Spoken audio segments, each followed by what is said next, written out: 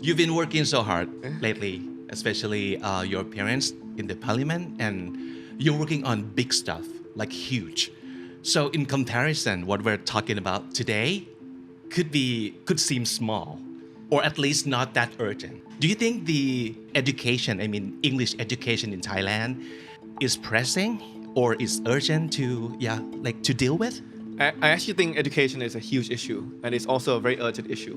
My main work right now is doing a startup in education because we think education is a very powerful tool to change a country. If you want the country to grow economically, you need the people in the country to be equipped with the right skills. That can only happen if you have schools that are able to deliver lessons and help improve the required skills to the students. If you want to reduce inequality in the country, that is not possible unless you're able to guarantee that every child can access high quality education and have equal opportunity to go to a good school. So I think for me, actually, education is a very important lever for changing the country, and it's urgent as well because if you change something in education, you might not see the impact until, let's say, 10 or 20 years time. Right. So it's even more pressing that we need to do something about it now, and we know that education in Thailand has been one of the key areas which have underperformed. I think a very key set of statistics is that if you look at the number of hours students spend in school, we are one of the highest in the world. Right. But if you look at the skills, for example, the PISA assessment that assess skills of students around the world, we're actually one of the lowest. So out of 79 countries, we come in around like 50 or 60s in English, math, in math, science, and reading skills. So something's not right because students are learning a lot. They're being forced to learn a lot, but it's not converting their hard work into skills that can compete internationally. เหมือนพูดง่ายๆว่าทำมากแต่ได้น้อย ใช่คือเด็กขยันนะครับเด็กถูกบังคับให้ขยันอันนี้คือแค่ชั่วโมงเรียนในห้องเรียนนะครับยังไม่นับชั่วโมงที่หลายคนต้องไปเรียนนอกห้องเรียนอีกนั่นน่ะสิครับแต่ว่ามันไม่สามารถแปลตรงนั้นมาเป็นทักษะได้ If you look at how early Thai students are forced to learn English, it's actually very early. Yeah, kindergarten even. Yeah, so it's not an issue that they are learning it too late. Right. But I think the way the teaching is delivered sometimes it's not too conducive to them actually getting better at English. I think the sentence that I like to use is that it seems that the curriculum is teaching them to know English rather than to use English. Right. So it's very heavy emphasis on like getting the grammar exactly correct, getting the spelling exactly correct, and to such an extent that then students are very afraid of actually using the language because they think if they get one tense wrong, it's going to be the end of the world. Right. And when you kind of overlay that with a classroom environment that sometimes students do not feel safe to ask questions, do not feel safe to express opinions, then I think that environment is not a safe space for them to really try and use English, right? Because of course you're not going to get it perfect the first time. It's not your native language. Yes. But how do you create an environment that they feel that they are comfortable at being wrong, and that being wrong is nothing bad. Everyone is wrong all the time, and then we learn from it and we improve from it. Yeah, I came across this video, and she said something along the lines of, school is criminal in the sense that it kills child spirit to learn. Because they're so afraid of making mistakes, like you said before. But it's understandable though, because schools need some way to evaluate, right? And I kind of think that's a problem too, because how else would a teacher know how good students can be other than like scoring them, right? Yeah, I like that phrase actually. I use a similar one called, I think education is killing learning. Right. การศึกษากำลังฆ่าการเรียนรู้ นั่นน่ะสิครับ I think you're right that at a certain point we do need to find a way to help teachers kind of evaluate the competency of the students. But I think the way you choose to evaluate students also impact what skills you're trying to improve within that student, right? So if you are designing an exam that just tests grammar, like it just tests like do you know what tense to use, then students are going to focus on just getting that right. But if you try and find other types of exams, for example oral exams, right, to get students to try and communicate, and then to get a high score is not necessarily to get the grammar perfectly right, but to be able to communicate what you want to say, right, for the listener or for the teacher to understand what you're trying to say. Then that may be a different way to set the target. It's just like a company, right? Yeah. So we always talk about how good we want Thai students or Thai people to be in English but can you kind of define how what is the word good เวลาเราบอกว่าเก่งอังกฤษเนี่ยมันต้องเก่งยังไงฮะสำหรับ for Thai students and for Thai people in general Yeah, this is hard. This is a hard question. I don't think there's one correct answer to it. My viewpoint is that if you are to be deemed good at a language, at least from a normal person's point of view, not from like let's say like a teacher or an academic's point of view. I think to be good at language, it means you can communicate to other people in that language and they understand what you are saying. So in that sense, that's why getting grammar 100% right is not that critical, provided the other person on the receiving end understands what you're saying. And I think if you look at, let's say, the English Proficiency Index that they try to measure how good people in each country are at English, I believe they are focused on this ability to communicate as well. And we see that in the ranking, I think the latest year they assessed about 112 countries. Thailand is 100, the lowest in ASEAN at the moment, which is worrying because it's actually becoming more and more important in this new kind of globalized world for people to be able to communicate in English. So we want to change that, obviously. Yeah. But to changing that number could be a very long project, and it has to be sustainable in a way. But what can we do now? I mean, today, what can we change and make that change like possible and helpful? Yeah, I think the urgency is definitely there because I think English Proficiency Index measures English skills of adults, which means that it doesn't actually look at the current students in the current education system. And my concern is that when we conduct classes at our company, we have classes that are conducted between Thai, Indonesian, and Vietnamese students all in one go. And we noticed that actually Thai students are much less active in the class, are much less daring to speak to the native teacher compared with Indonesian, Vietnamese. And Indonesian students actually start to learn English at a much later age than us as well. So it's a worrying sign that in the future our ranking is going to fall even further. เขาเริ่มสักประมาณอายุเท่าไหร่ครับ Indonesian ผมไม่แน่ใจ 100% นะครับแต่ว่าเข้าใจว่าไม่ได้เริ่มจากป .1 อาจจะประมาณป .4 หรือว่ามัธยม1ด้วยซ้ำซึ่งเทียบกับบ้านเราจะรู้สึกว่าแบบโหมันช้ามากใช่ๆๆแต่เขากลับ active กว่า they're more active and they're well they kind of have like they're brave in like talking and engaging in a conversation. Yeah, they're much more active and they're more willing to type in the comments. It might not be 100% correct, but they're more daring to type in. They're more daring to turn on the mic and speak. เหมือนกับเขากลัวผิดน้อยกว่าเด็กของเราแล้วนั่นก็อาจจะเป็นแบบปัญหาใหญ่มากๆเท่าที่เราเห็นเนาะว่าส่วนใหญ่คนที่ไม่กล้าพูดก็คือเราโดนเกรดมาตั้งแต่เด็กโดนให้คะแนนมาตั้งแต่เด็ก and that's the only way we are like evaluated like oh this is how good you are is that your grammar has to be perfect แต่เราไม่เคยมีมาตรวัดแบบอื่นว่าแล้วยังไงถึงจะเรียกว่าภาษาอังกฤษแบบโอเคหรือดีเพราะเรามีวิธีเดียวในการเช็คก็คือคะแนนคุณเป็นยังไงYeah, I think if we come back to the question of what can we do now, right? I think one thing for sure is we need to change the curriculum, instruction, and assessment as we discussed, right? Turn it less about like knowing the language, the grammar, to being more about using the language and creating the class environment that helps with that. But I think there are two other things that we should try and do as well. The second is we also need to democratize or equalize access to English education, because right now I think English education is almost like the most damning reflection of the inequality of the Thai education system. Because if you're born in a wealthy family, you can afford international schools and you get the best English education you can find.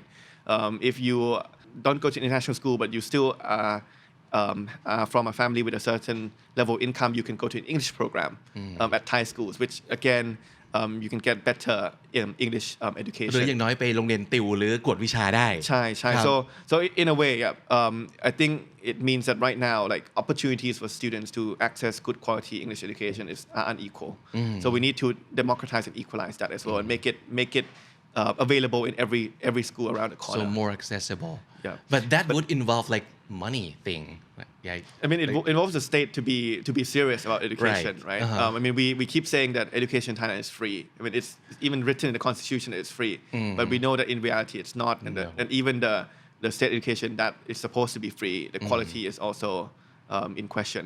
But I think the third thing, which I think this one is what society can do, regardless of state, is try to be, in a way, less serious about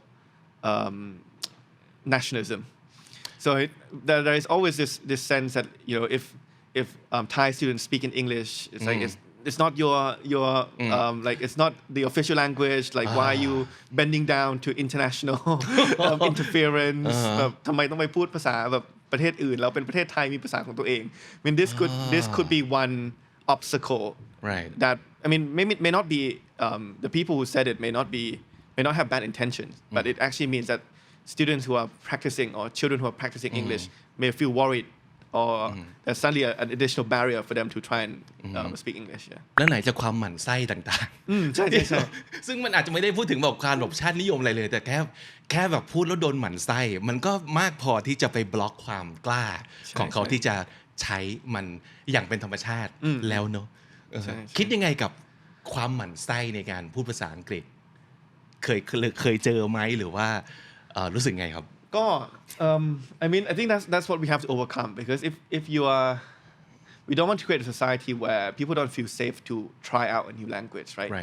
Not necessarily just English, but like Chinese or like whatever Korean language you are. Or whatever, yeah. So I think we need to allow for people to feel comfortable doing that. And I think another thing that's important as well is that the learning English is not just something you do in school, but what happens outside school is also important. So kind of being exposed to, let's say, like films or series in English, being exposed to when I was young, I watched football and I tried to listen to the English commentary to try and pick it up. Or like some people pick up English by playing games, for example. So the ocean of opportunity that you have to learn English is out there. So we need to try and make sure that we don't create a set of norms that restrict that from happening. Going back to what you've said before about changing up the curriculum, is that going to be that easy to do? I mean, like today or even like next year?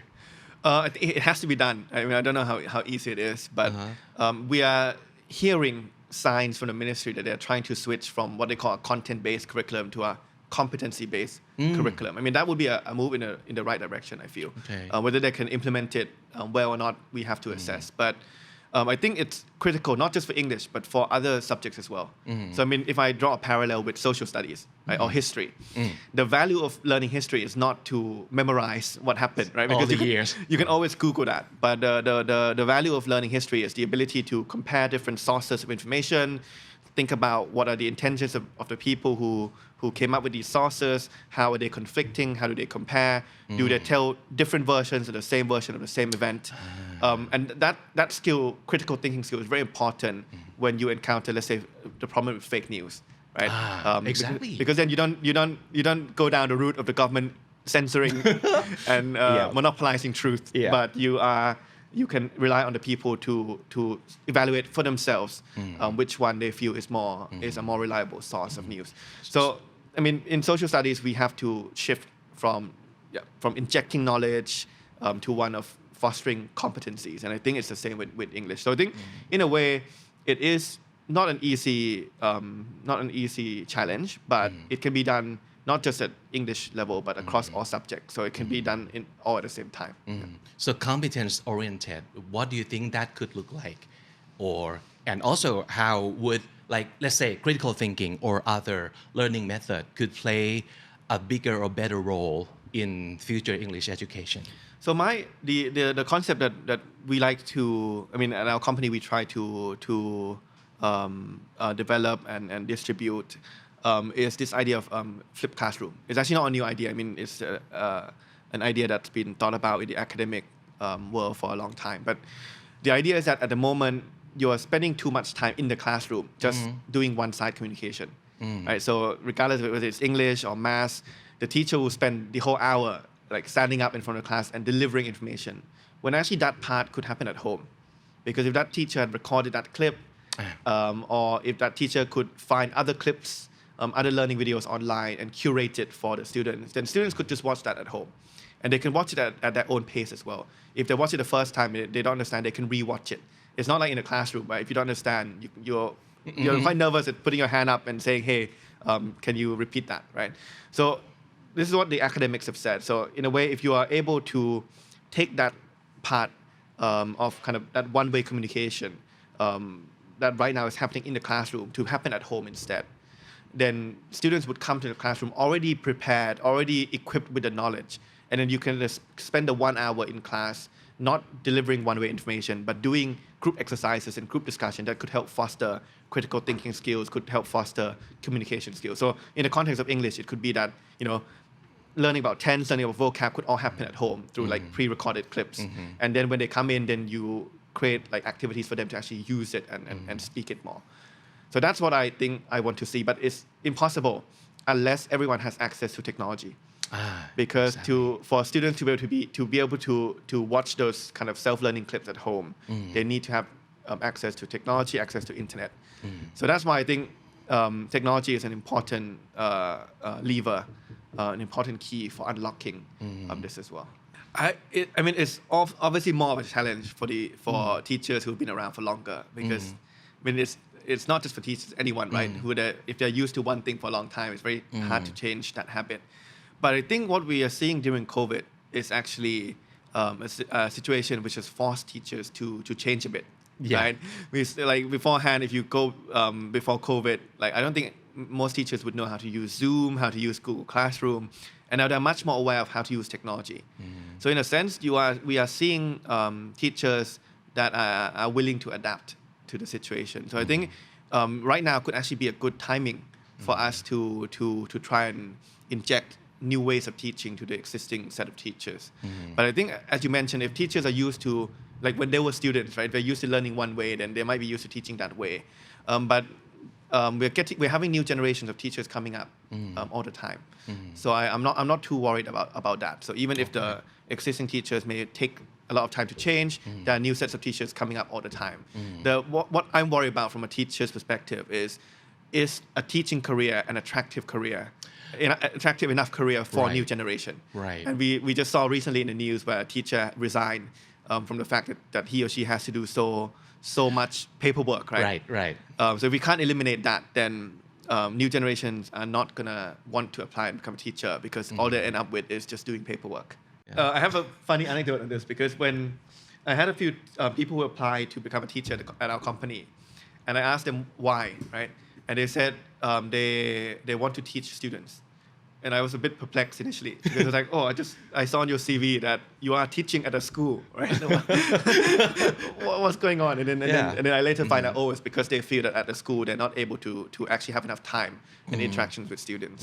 มันก็เลยกลายเป็นว่าครูหลายๆคนออกมาเปิดโรงเรียนกวดวิชาเองหรือว่าออกไปสอนเองเพื่อที่จะได้สอนจริงๆโดยที่ก็ไม่ต้องทำ paper work ให้ใครอ่านแล้วเพราะฉะนั้นเราก็ยังเห็นว่าแบบ cram school หรือว่าโรงเรียนกวดวิชาอะไรต่างๆก็ยังจะเป็นส่วนสำคัญ they were still playing a big and important role, and we cannot just we don't want to take that out of the equation. I mean the place for cram school is an interesting debate. I think for me, conceptually, having places to learn outside school is not wrong. But I think what is a problem right now are two things. Number one is it seems like what students are getting in the school is not enough for them to even do the national exams. And it means that students who are not able to access learning outside school don't have the opportunity to get into the universities that they want to get into. So it makes it an unequal playing field. I think the second issue with cram school right now is the price, right? I mean, yes. If we talk to students right now, some of them are paying like 10,000, so 10,000 baht per year, which is a level which I don't think most of us can afford. And even those who can afford should not have to pay that much to get good education, right? So I think in a way we need to take whatever is like good techniques of teaching from tuition schools into the school environment, so then students can get enough that is needed from within the school. And then if they choose to learn outside school, it can be more in the extracurricular subjects like, I don't know, music or languages or something which is beyond the official curriculum.